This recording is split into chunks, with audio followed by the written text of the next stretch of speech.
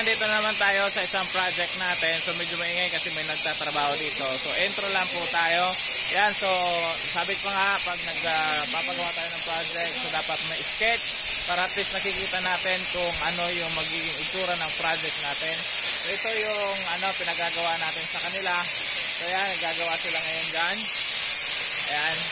So mga recycled materials ako yung pinagagawa natin para magamit natin, mapakinabangan. Kasi sa welding is maraming pwedeng pakinabangan ng mga tinapon, ginamit na, so pwede pa natin ayusin, gamitin. So yun ang ginagawa natin. Okay? So papakita ko sa inyo kung ano ang kanilang ginagawa. Right.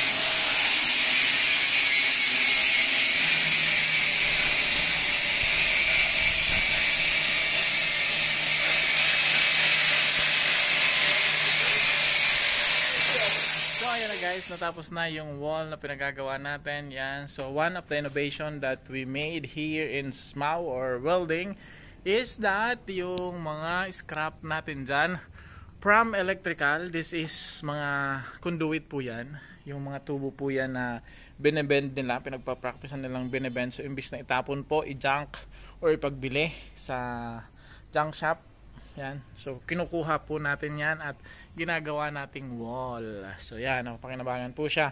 So yan, very aesthetic, di ba? O di may pakinabang yung basura na akala natin is yan, napakinabangan. So pwede nating innovate yan from garbage to yan, something that we can use in our shop. So yan po yung wall na pinagawa natin. Ayan. So, di ba? So, ayan. So, meron ng wall yung ating grinding area. So, ayan po. So, dito naman sa laboratory area natin, ayan, practical work area. Ayan. So, yan din yung gate na pinagawa natin. Di ba? Ibang kulay lang. Then, dito naman sa ating lecture area or institutional area. Ayan. So, yun din ang pinagawa nating pintuan imbis na kahoy. So yan yung pinagawa nating pintuan. So yan, dalawa po yan. Yan o. Diba?